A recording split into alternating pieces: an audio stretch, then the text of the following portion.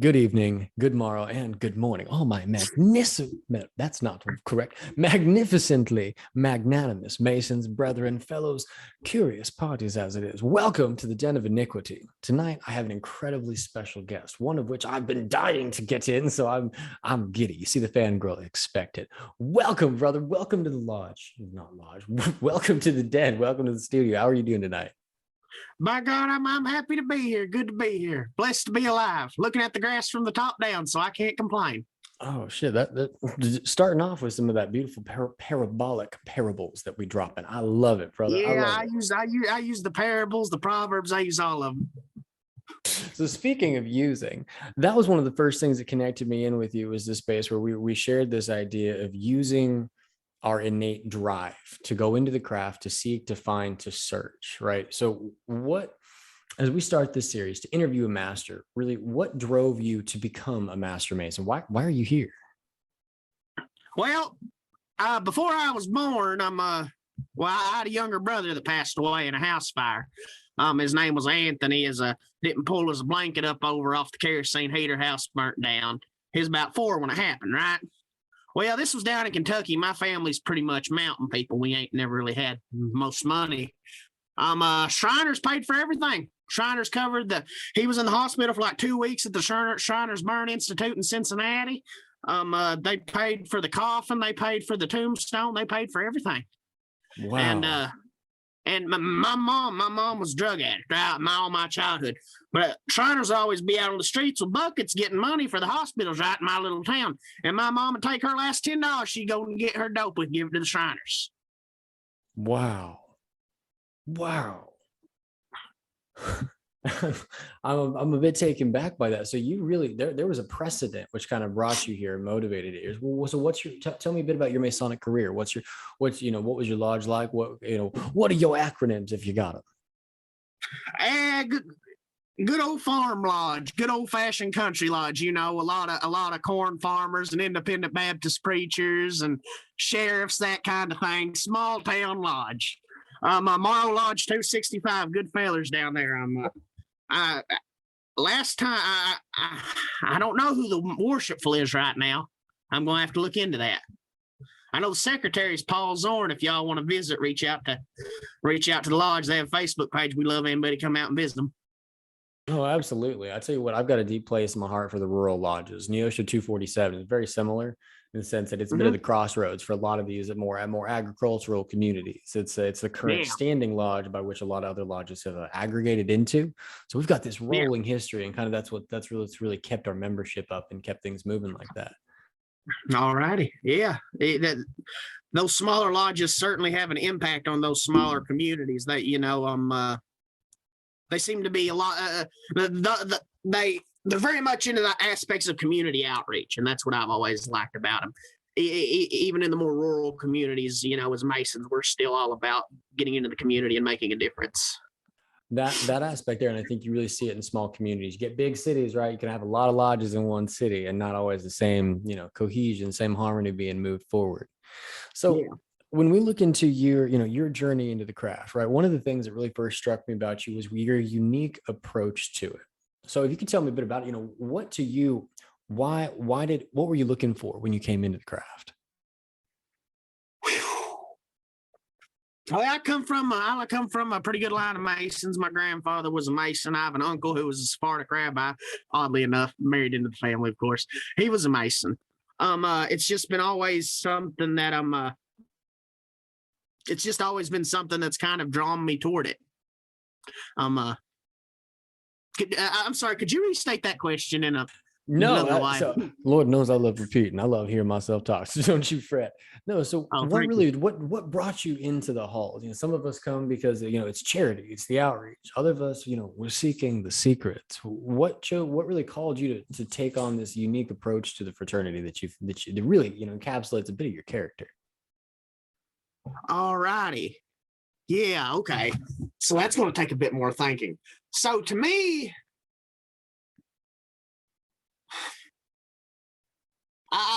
I've long said that joining the brethren was something I've done a lot of stupid stuff in my life that I regret, but being a Mason's one that I never regret. It was the aspect of brotherhood that drew me into it, because at that time I'd become very disoriented with your classic stereotypical more evangelical crowd. Lord bless them, let them do them and I'll do me. That's how the world works. Amen. I grew very disoriented with them, and Masonry seemed to hold up the tenets of the church better than the church was doing it. It's like, by God, they're doing a better job than we are.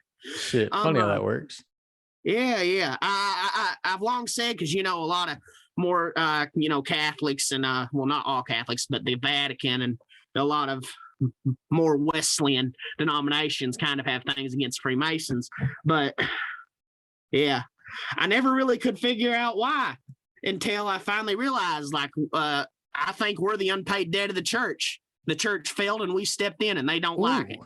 Ooh, that's a motto I want to see. I like that. Yeah. That fits well. That's slick. Okay, so when you came into the craft, right, from your first degree, second, and to your third, what are some of the things that you feel were like the most motivating experiences, or likewise compelling things that you found coming here? Because that question can be answered on so many different levels. I'm going to start with the physical level first. So whenever I went into it, I was loud. Now I'm not like most Masons. I'm pretty secretive. I'm not sure what I'm supposed to say and not supposed to say, so I just stick to pretty much what I know, right? I really enjoyed the ritual, and I really enjoyed the initiation. It was almost like a religion. It was like now. Let me make this clear: we're not a religion, but for me, the individual, it can be a religious experience. By God, taking a shower can be a religious experience. But for me, there was just something about it that made it almost like a religious experience. I'm like, oh, I got to get back into it. And well, there was also the education of it. So Freemasons have often been thought of as, free thinkers, that's specifically what they were, free thinkers. Yeah, that's how we got started. Like a bunch of fucking sorry, I shouldn't cuss. Bunch of scientists and philosophers. Welcome to the channel, man. Profanity. Welcome. Hey, we got to hide from the church, and they fucking start a meeting. By God, there we are. Unless you believe all the stuff about King Solomon, but I think there's more proof for the other. But I still like the allegory. I still respect it. And whenever I'm flexing to my friends, I bring out the Solomon, Adam stuff. Just say, yeah, we're that old. Just add them a mystery to it. And they're always like, yeah, y'all control the entire world. No, we don't. We just control the important parts. Ooh, okay. Quote number 2. I like that. Okay, so we talked about the first part, a lot of this physical and coming into it. Let's talk a bit about the spiritual, the esoteric. Now, I see that beautiful tapestry in the bathroom. Wow, I can't talk today. The background. There we go. When it comes to extrasensory perception, when it comes to the things which really emanate at the root of consciousness, how has Freemasonry either impacted or altered your journey to this discovery? So Freemasonry didn't exactly, but it turned me on to a volume of literature that started on my journey, me getting connected with those free thinkers up in the lodge that I'm a member of up in Crown Heights in Brooklyn. The Reverend Heron, he left some books to his son, my now Uncle D, and he gave me one of them, and it was the Kabbalion by the Three Initiates. If you're familiar with it. Oh, don't even get me started. The Kabbalion, the Emerald Tablets, man, we could dig deep all day long. Yeah, and Freemasonry was kind of a gateway into that more, realizing that everything is both esoteric and exoteric. And more recently, I've gotten to, Taoism and been researching it, and it just reflects the same thing, equals and opposites, going with the flow. There are certain principles. Of the principles that you've encountered, which would you say that you possess? And I mean that in the sense that, there's practical application of an understanding, but there's a challenge that we face when we can read something but not necessarily know what the hell it means. So as you've looked into these principles that you've discovered, that you've seen both in the Kabbalion or likewise discovered through your life, which would you say you have the greatest grasp in your understanding of? I'm not cocky enough to say any of them. Okay, maybe what's your favorite? What's my favorite? The one I try to think on the most is the concept of Wu Wei. Basically, it's the Taoist idea of basically I'm going to quote the Big Lebowski here and say, fuck that shit. Life goes on, man. That's basically what it is, because that's basically what life is. You got to go with the flow and roll with the punches. By God, if you're swimming upstream and you're going to get beat up by the rocks, just let the river take you where it's going to go. Now, I'm not saying be completely relaxed. You got to dodge some rocks while you're fucking swimming, by God. I'm sorry. I'm a cusser. Oh, You no, can honestly, profanity is welcome. Don't fret nothing. all right. So, but anyway, like, you know, like you got to dodge them rocks and shit. But for the most part, if we go with the flow, we avoid a lot of problems. It's whenever we start going against that natural flow of things in our own lives, that I think that's when a lot of trouble arises. So it's the concept of going with the flow. What do you feel like is the trick to really going with the flow? Right, you know, because there's a lot of shit which tells you to clench, hold on, and bite the pillow going in raw. How do you just let go? I think there has to be a change of heart and a change of perspective. And I would say that most people, including me to some extent, I think I figured out a little bit. I would say that a lot of people never really grasp onto it. And then that's why there's so much suffering in the world, because if you actively seek it out, I don't think you can find it. It's more of something you have to stumble upon. It's more like finding the sweet spot and staying in that sweet spot. You know what I'm saying? It's that mid stroke, right? If I could give any advice to get into it, I would say make it your mantra for a little while. And when everyone says anything to you that pisses you off, just be like, hey, that's just kind of like your opinion, man. Just let that shit roll off you, roll off like a water rolls off a duck's back, by God. Let it roll right off. Just don't let it bother you. Some mountain wisdom there. As soon as you figure out how not to let shit bother you, and how to live without the shit that you think you need that you really don't, by God, you figured it out. Like, that's the secret of life. Like, everyone thinks it's some big secret, but no, it's really not. Just let go of control. A person who tries to control their life will never gain it. Every religion says that. Islam says it. Jesus said it. Taoism said it. Krishna said it. All of them said it. So, by God, if all of them said it, there must be some truth about it. There must be some truth there. There's definitely a part of me, like I came into the craft and I was like, man, I'm gonna dig up the secrets. I'm gonna find it. And then inevitably I'm like, I did not find it. It was not here, but it started a conversation. It started this conception, right? Okay, so when we look at the things that causes people to really hold on, what do you think is one of the biggest things that people get hooked and caught on? Like, what do you think people stop the most in when they're really thinking and contemplating it? The thing that they can't let go of. Gonna have to rephrase that question again, man. Hey, no worries. So when we look at if all of these different masters, these ascended teachers throughout the ages, they pretty much say, just let go, let it ride, just find that peace, find your space, be happy in the moment. Yeah. What do you think stops people from, what do you think is the most common thing in our society today, which really stops people from getting lost in the moment? We as a society and we as a people have come to the point so much to where we grasp on to control, like, and we think that we have control when we don't. Control is just an illusion. You don't even control your pretty much breathing and your heart beating. You don't control the fucking thing. It's by the grace of the great creator that, by God, I get up in the morning, tie my shoes, whoever that may be. But it's that illusion of control that we get caught up on, because it gives us a false yet comforting sense of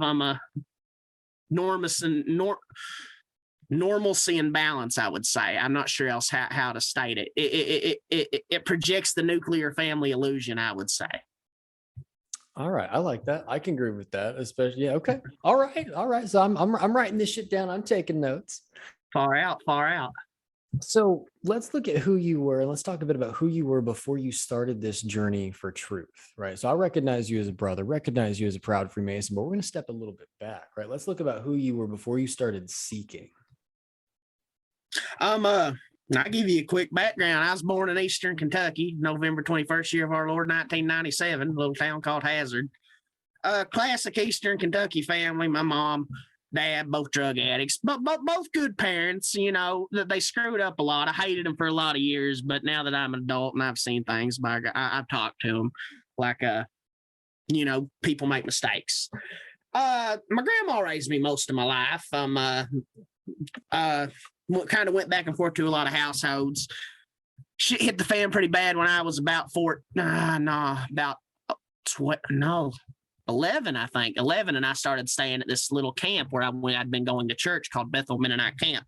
And through that, I got connected with the Mennonites, and I was brought up Mennonite, I say, because I went to a Mennonite church, went to a Mennonite camp, went to a Mennonite college. Conservative Mennonite, might I say, so head coverings and a cappella. Oh, wow. Right. But my family, when I go stay with them, with regular people, they were regular Baptist. 5-point hard shell Calvinist, don't believe in missionaries or nothing. So I've had a lot of different backgrounds, and I don't know, because of my early exposure to religion, I just latched on to theology, I guess, because of my thinking, my styles of thinking. And I don't know, the concepts of different theology always captivated me. So, down in that area, it's funny because I think one of the things that really opened my views up was I was going to these two, old regular Baptist and Mennonite. I'm going to this Wesleyan church and this Calvinist church with two completely opposing views on doctrine and the way salvation works. And I was like, well, maybe they're just looking at the same fucking sign two different ways. And that kind of opened my view of, it's all about perspective. So and that loosened me up in the Christian views. I still stayed a pretty conservative evangelical type for a lot of years. Because I was going to ask, really, what do you feel like how would you define salvation? What is salvation?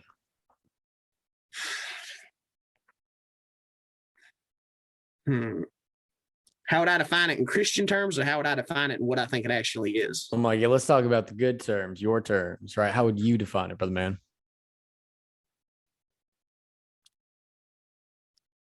So let's strip away everything from the Bible for a minute, and let's look at the life of Jesus.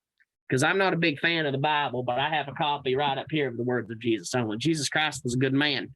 And by God, if there was anybody that was a God, it was him, just like Krishna and Buddha. Even the Hare Krishnas, ISKCON, which I consider my part of, I'm Hare Krishna, they teach that Jesus was the 10th incarnation of Vishnu. When we look at the basic teachings of Christ, we see a teacher, right? We're supposed to latch ourselves onto those teachings of love and charity.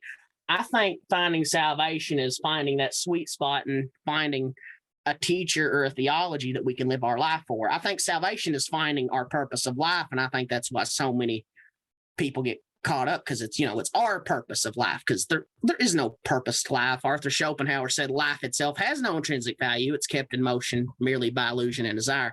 I ain't going to go that fucking nihilistic. By God, that's some dark shit. But he had a point. Like, life really has no purpose. But by God, if you make one and you found the sweet spot, by God, there it is. All right. I would say the salvation is to be at one with nature, is to be at one with the flow and the natural state of things. I like that. So that ties really much into what you were talking about earlier, about this kind of universal teaching suggested by these different incarnations, these different ascended masters, right? It's about finding the sweet spot. So what steps in your space? Got to eat the fish and spit out the bones. Keep the good stuff, get rid of the bad stuff. Eat the fish, spit out the bones. Amen. All right. I like that. See, I like the way you talk. And I would just on a side note, I could listen to you talk all day long. I would literally put your TikTok lives on. I just sit there. I just kind of like pass out a lot. I load up my bowl, especially I was rocking in Colorado, man. That's that good weed. That's some fun stuff. We'd be sitting there, you're smoking, I'm smoking. It's like, it's some fraternity across the digital waves, man. But you got that vibe. You got a good energy to you.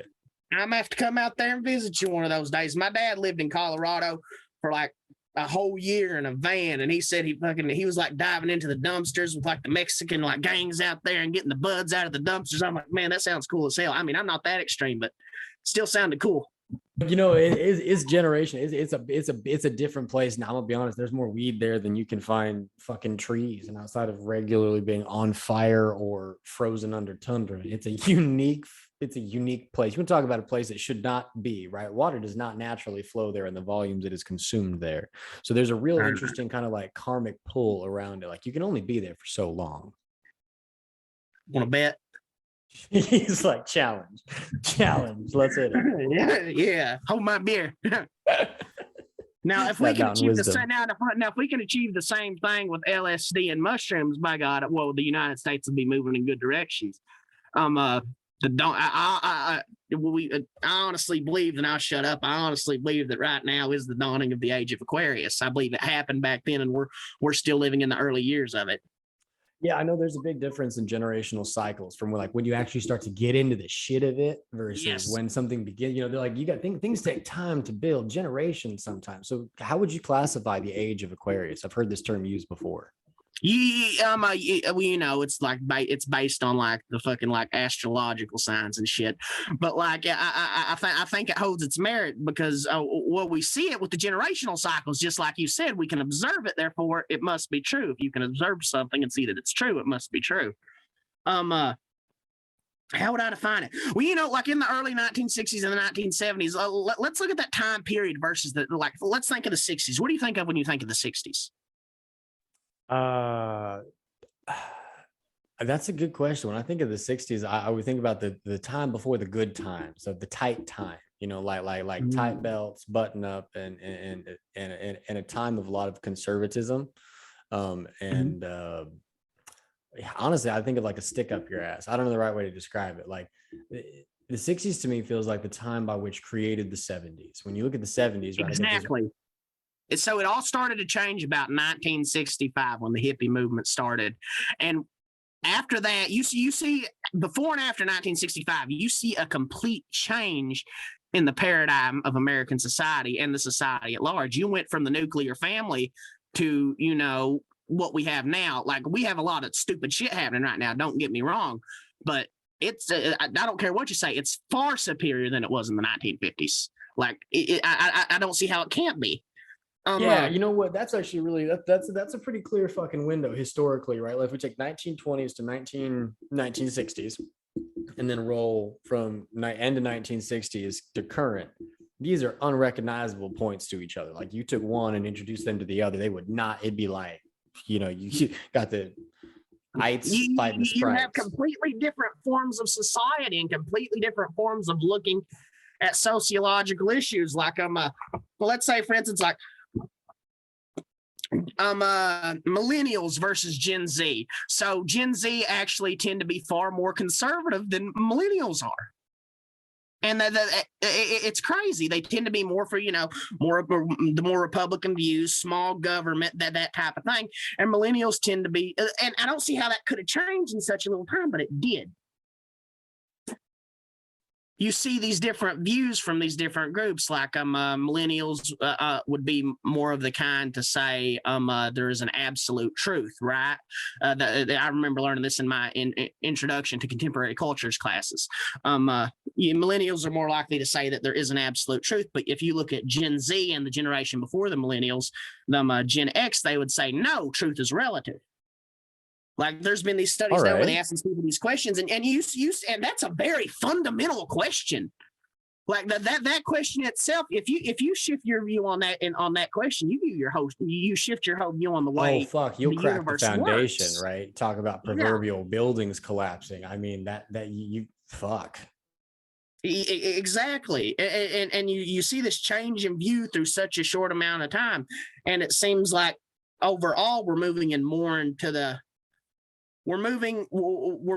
more of a time of love and understanding, because you had the hippie movement, and you even had the Jesus movement with Keith Green and those like Jesus hippie guys who were out there just taking people off the streets, just doing Jesus's work, doing the shit that we're supposed to do. Yeah, following those, like, and I'll be honest, those commandments, when you look at, he's like, no, I don't want you to take an extra pair of shoes. I don't want you to take a bag of shit. What I want you to do is go. You're gonna walk. You're gonna find the good people, right? Exactly. Keep them. That's audacious as hell in a society today, which really declares power to possession. So I have this thing I do to where I'll put on my old overalls and old camouflage shirt, and I'll go roll in the mud, and I'll walk into churches after they leave, and I'll ask the preachers if I can stay there. Most of them tell me no, and I always ask them before I walk out. I mean, I have a house I go to. I ask them. I say, "Well, isn't this my father's house?" Oh shit. Oh yeah, shit. I mean, I would love to see that shit recorded. I don't really want to stay there, but I'm very critical of the church because I do not see the church it may be like 0.2% of the church actually doing what Jesus actually said. Church, the bigger church, the business church is caught up on like fucking like unimportant shit, like fucking gays and stuff no one even cares about anymore, man. Like, move on with the times. Let's talk about real shit. Let's get out and actually make a difference and love people. I'll shut up now. I'm sorry. Oh, fuck, dude. This is about you. And this is honestly, this is the root of why I want to have these conversations, is because it's about discovering really what motivates not you just to become a master mason, but to live this life of being a master of your craft, right? A lot of times we get, even within the craft, we find some divisiveness, which emanates from religious, political ideology and cultural points of emanation within how a lodge got started, who keeps it, who runs it. But the root is being a mason, being a freemason is like what you said. It's about being a free thinker, right? It's about being this person who's willing to evaluate themselves and start to ask the hard questions and to hear these things. And I mean, fuck, I'm sitting here like, shit, I don't do that. Like, damn, you hardcore as hell. Like, I'm with it, man. I feel like we need to crack a beer and light a bonfire. Hell yeah. And I'm a cheap beer man. Milwaukee's best ice, $8, 30-pack. I'm a bag of weed. I'm the happiest man in the world. Play me some Bo Cephas. By God, we'll have a grand old time. Oh, hell. All right, I'm making a trip. It's official. Bring you a quart of moonshine liquor. Ooh. I just got into the moonshine game, and holy, it whooped my cracker ass. There was no chance in hell that I could remain standing after a few drinks of that. I was like, I gotta sit down. Far out. Hey, so as I said, you know, I'm stoned. I'm stoned most of the time. I feel like, and that's a part of me. Like that's a part of who I am at this point. So I'm going to ask you a question that I was thinking of whenever I was first getting stoned out there, thinking about important topics, like what I needed to think. So you over in Colorado, you in a much more liberal place than I am here in fucking Amish County, Holmes County, Ohio, right? So are there like imagine like a gay couple, like a gay married couple in the same lodge. Surely that exists, right? Yeah, it does actually. I can personally attest to the fact that, so here in Colorado, I visited 2 or 3 lodges, and you find it's been, obviously you got to ask because nobody's really like up and in about it. But no, I've met 2 couples, 2 gay couples in the Colorado lodges of Colorado lodges of America. Even actually some down here in the Midwest. Especially if you see, right? If you can see him, you can see him. You can visibly see the auric connection between these guys. You're like, yeah, no, clearly you love each other, and there's this deep connection. You would never have expected to see, but you know, you don't know, right? If you don't have eyes to see, you'd never know that was the way it was, but it's there. I'm really happy to hear that, because I was just saying, like, I wonder if that's something that's actively happening, and I'm glad to hear it is. I think a lot of it, right? And I think so. I've talked about this with some other brothers, and this has to do with the old guard versus the new guard. Let's talk about the age which came before the Aquarius and the age of the Aquarius. So this is inculcated in the lodge a lot, right? Because it's such a generational institution. Yeah. What would you say if you could change any one thing about the lodges, about Freemasonry? What would you change? And I'm talking, you snap your fingers, this shit occurs across the world. There's honestly one thing that does bother me. And it's kind of a minute thing. You'll probably laugh. But in my jurisdiction, in the Grand Lodge of Ohio and the Grand Lodge of Kentucky, you're not allowed to wear Masonic apparel until you're a Master Mason. And that just like made me so mad, because I was proud. Like, I'd wanted to be a Mason since I was like a little boy, and I wanted to show off. And I was probably too proud. That's probably why the Lord was kind of knocking me down a bit. Hare Krishna. But anyway, I think that was kind of the whole situation. Like I got so, that's one thing I would change. All right.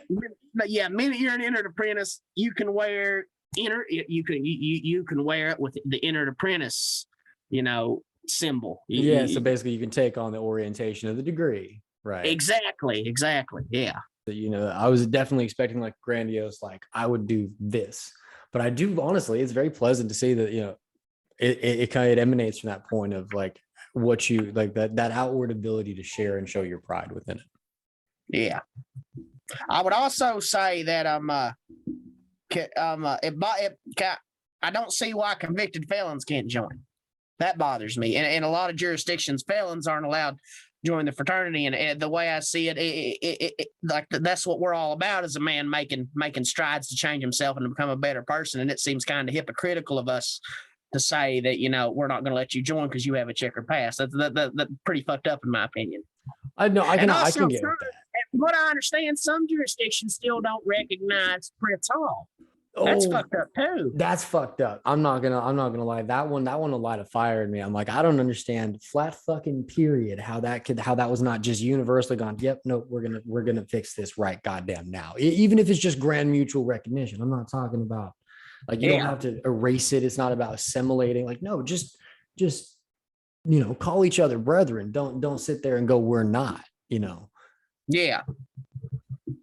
So when it comes to making a good man better, would you say that your involvement within the craft or your involvement within Freemasonry has helped you to take on that task? On a personal level or on a me helping others level? Well, let's look at on a personal level.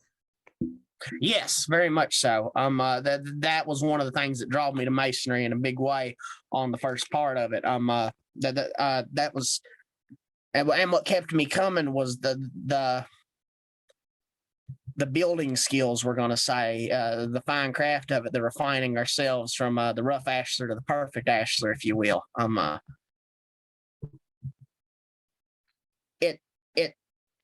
It has a system to better perfect ourselves and to do that in more profound ways than just merely tangible aspects.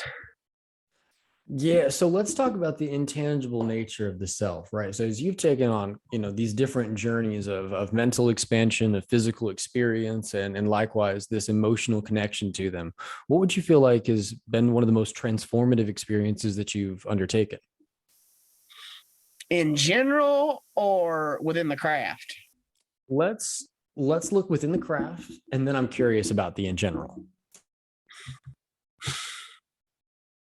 First degree. I like that. The initiation of the first degree.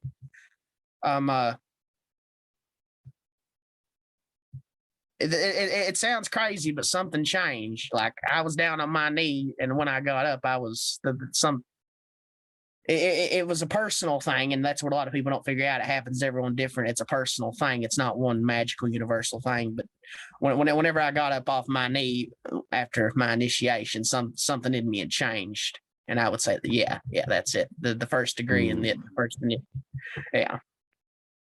All right. Okay. So I like that. And the teachings of it, and it'll always be my favorite. It holds a special place. I love that question, just in regards to like each individual brother's favorite degree, right? Because there's really only 3 that matter, in my opinion. And when you look at that to see which part of us really gravitates and holds on to them, I've heard first, second, and third in different capacities, different reasoning there. But the first is one of those, right? The initiation, the welcoming, going from a mister to a brother. That's an important part. It's the learning degree, the learner. And that's something we should never abandon. And I think that's something we kind of talk about during it, as we're learning our whole lives, and we need to hold on to that, because if a man gets to the point where he says, I want to stop learning, well, that's an ignorant man. Amen to that. All right, so let's talk about in general, these spiritual expansive experiences, or likewise transformative experiences that you've undertaken in your whole life. What would you say has been the most? So it would have been not this last January, but the January. No, it would have been this last January. Actually, I would say it was one of the most. So I do Wim Hof. Are you familiar with Wim Hof? Yeah, absolutely. Now, are we referencing the breathing technique or the cold showers, or all of the above? All the above, but I'm more into the cold exposure. I love cold exposure. Okay, all right. So hit me with it. I go over to my aunt's pond, right? And that's what we do is we get in.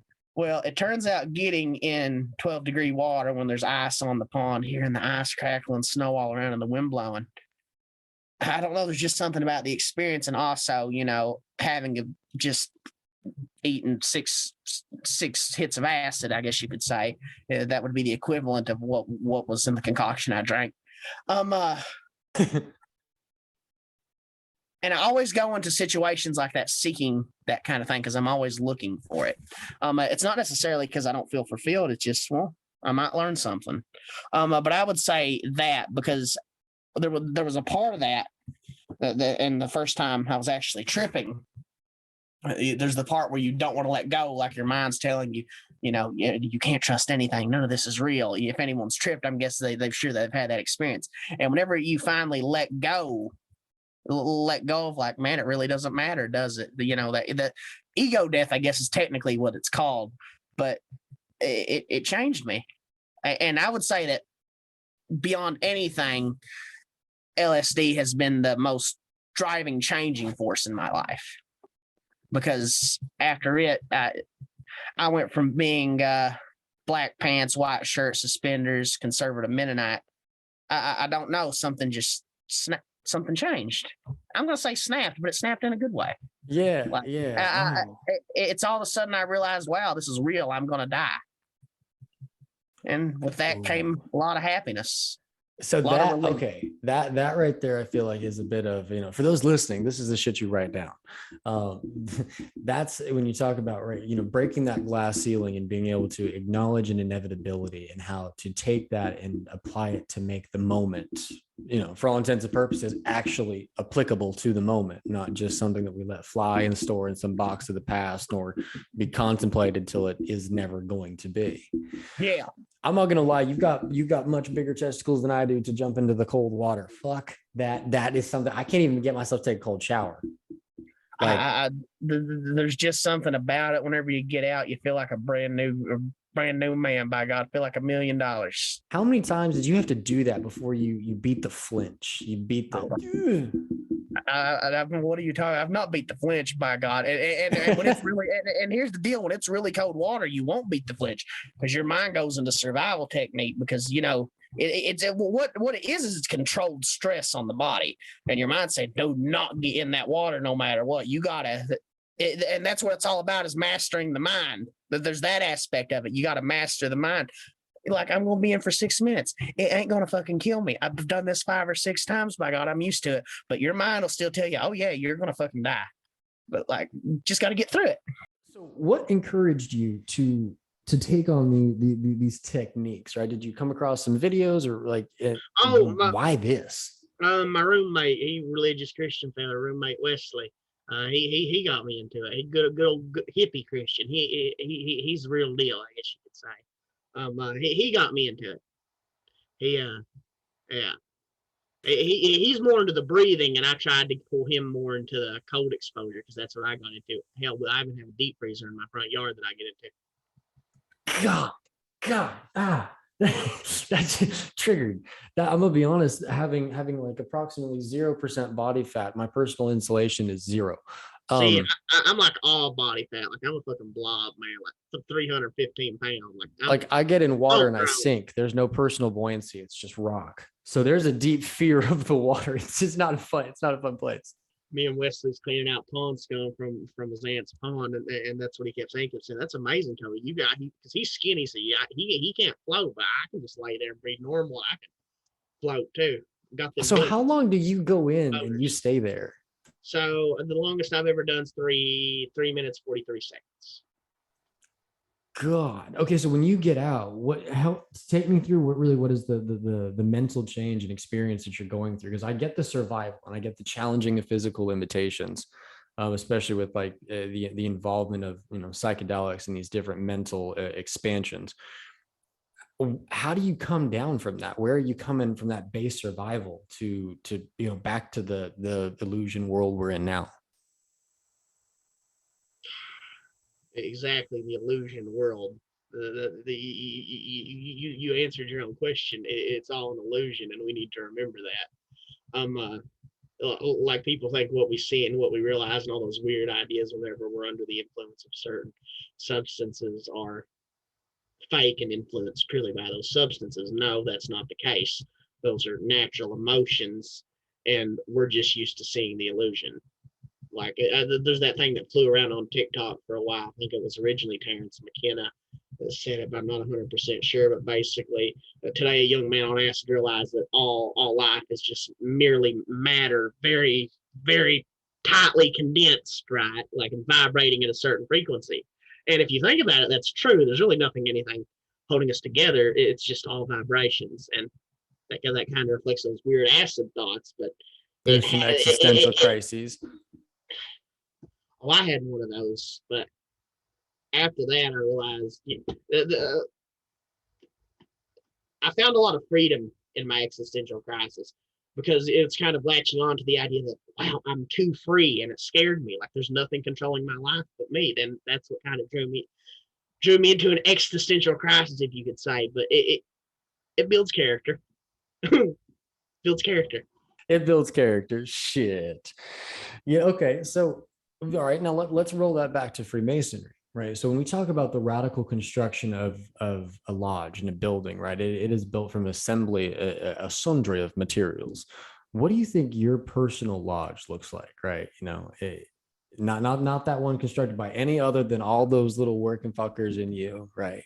What do you think your personal lodge looks like? The inner lodge. Yeah. Inner lodge. Oh, that's a good question. You know how like sometimes in lodges there's pictures of like big silhouettes of like George Washington crossing Delaware and all this patriotic stuff. I mean that's cool and all, but like I like to imagine like Jerry Garcia and big paintings of Jerry Garcia and Terrence McKenna, and like instead of like fucking wearing like the traditional suits and stuff. And I mean I come from the Blue Jean Lodge, but hell with that. Let's wear robes and tunics and sit cross-legged. Like, yeah, fucking altar in the center of the lodge has a copy of the Bhagavad Gita and the Tao Te Ching and the Holy Bible, and by God, all of them.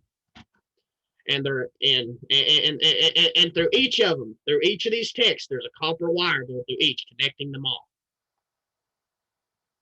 Ooh, I got fucking chills, man. Okay, so that's that. There's some deep symbology in that, man. I see what you're putting down. There's no division. There's a quote I really like from the Sikh religion. Basically, I'm going to paraphrase it here, but it basically says there is no Hindu, there is no Muslim, there is no Sikh, there is no Christian, there is no Jew, there is no gay, there is no black, there is no white, there is no man, there is no woman. There is simply life, and all life should be respected as equal. Okay. All right. So I'm going to dive off into an oddly personal section. What's your diet like? What do you eat?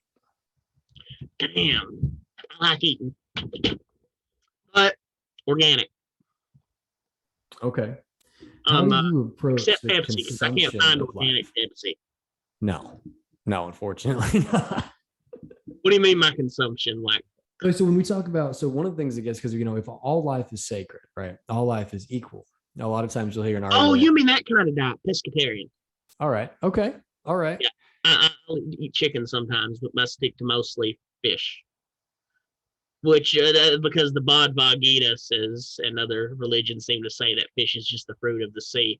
I mean, it seems kind of like a cop out to me, but I'm weak. The flesh is weak enough to where I'll buy it.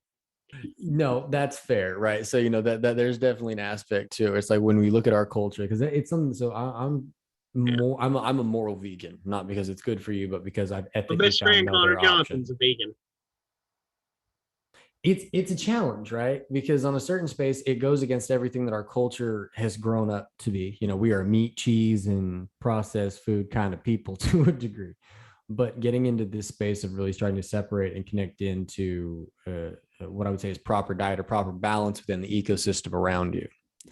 So looking at your inner lodge and the connection of all of these different faiths, how have you connected the different parts of yourself by this copper wire that at one point in time were separated by divisions of culture or divisions of time or perspective? It was a long, hard process, and I didn't even know it was happening. If that makes sense at all. It's like something that was happening in the background, something that the grand architect was always kind of doing with me. There's an old song, he's still working on me to make me what I ought to be. It's a little old Christian kid song, but yeah, I think it stays true our whole lives, especially with me, because it's always been like all these different things have just kind of formed me into what I am now. Like, yeah. I got to remember, he's the potter, I'm the clay. Ooh, okay. That's quote number 4 I'm writing down. So when we're looking then again at the this assembly of materials, and the construction of this inner lodge, what was it like the first time you faced the destruction of the temple?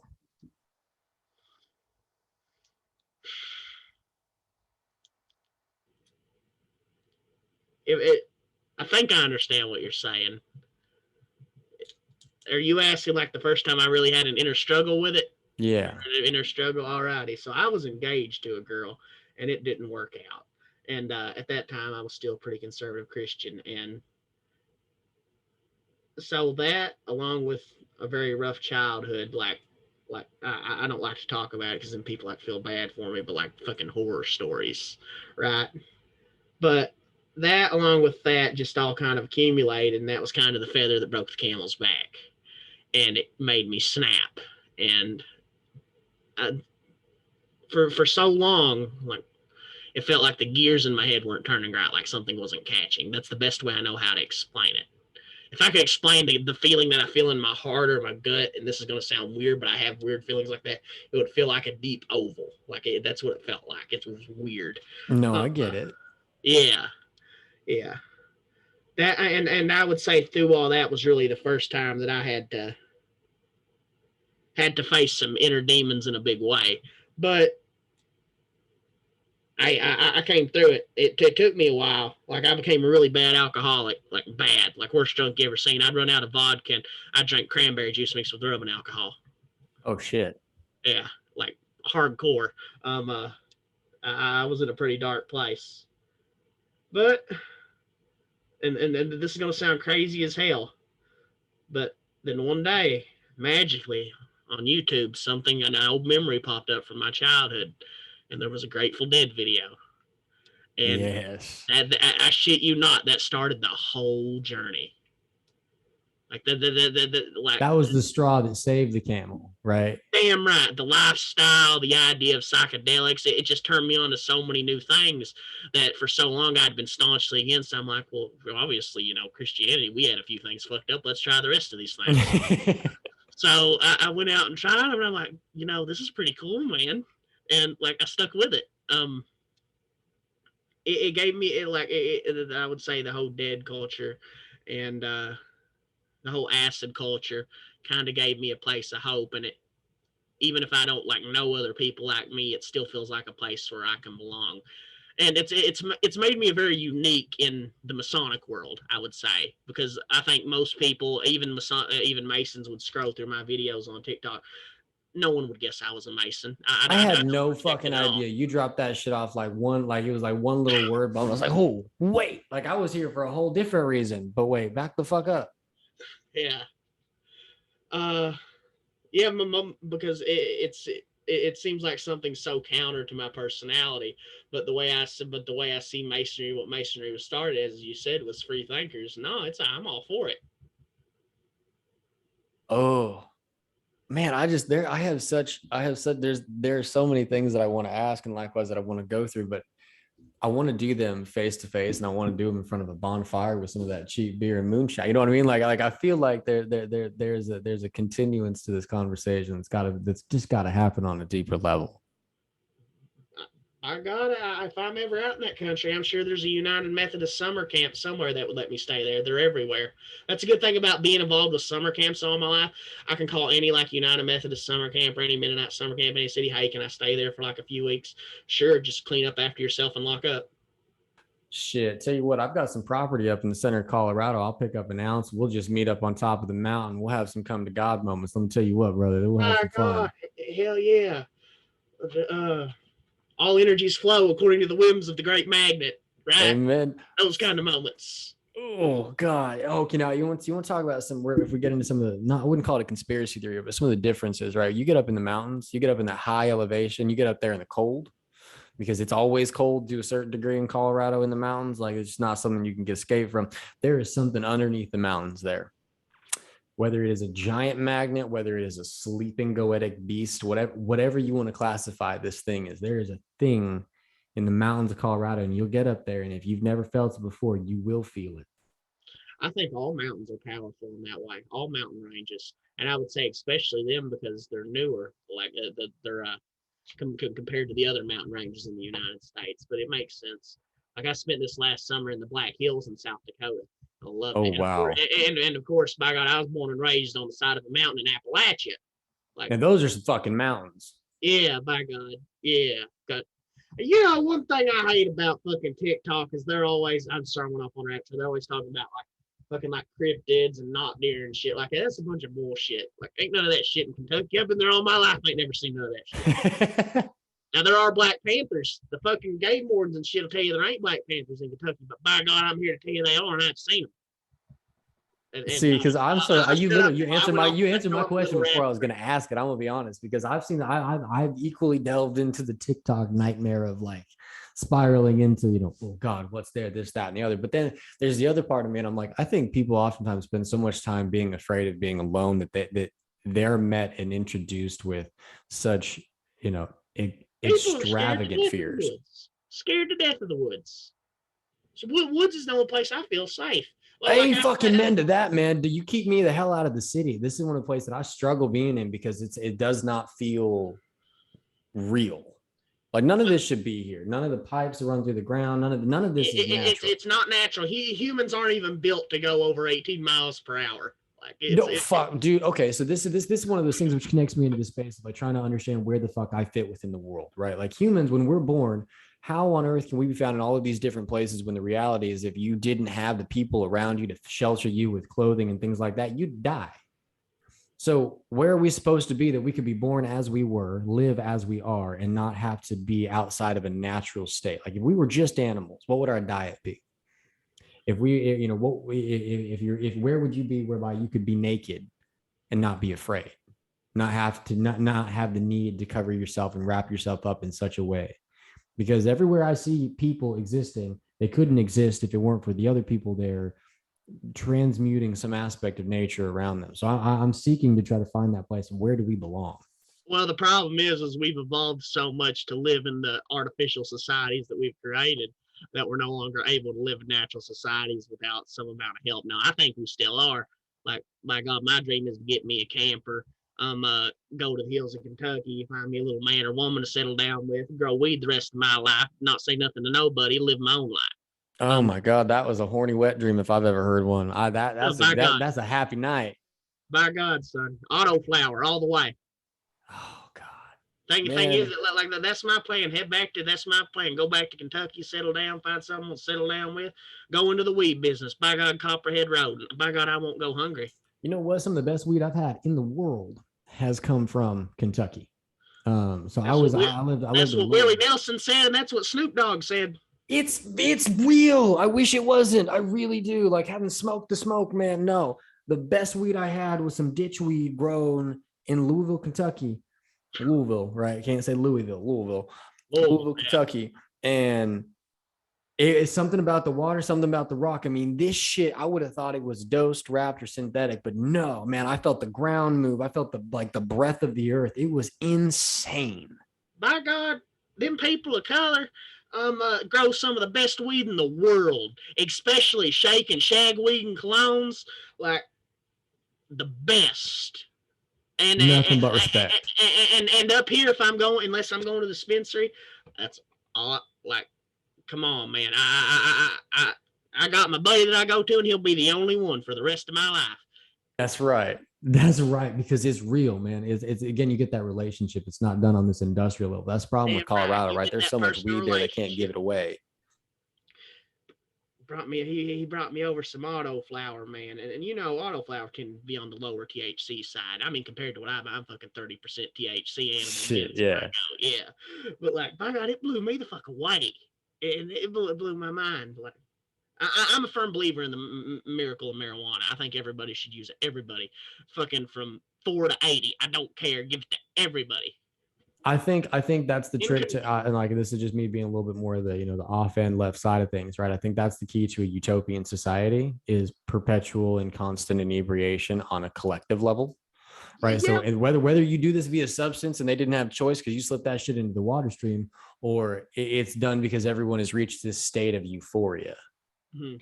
people often ask me, like, why am my personality all the time? It's basically because I'm stoned all the time. Even when I'm not stoned, I've consumed enough THC to where it's just like the airs become kind of a part of my personality, and that's just kind of my vibe. And I think that's the main goal, not to stay stoned, but to maybe get that. That's your gateway to But to getting the be vibe. stoned, And right? yeah, to be. It is not to be stoned, but to be stoned.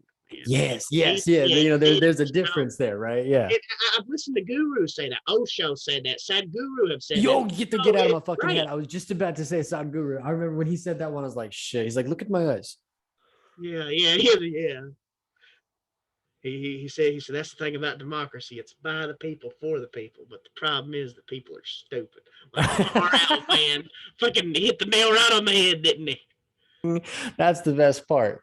Okay, so we're coming to the end of our time today. But what I want to do is I'd like to give you the chance, not the chance, the how would you send off our viewers, our listeners, our keepers, right? What you going to send them off with tonight?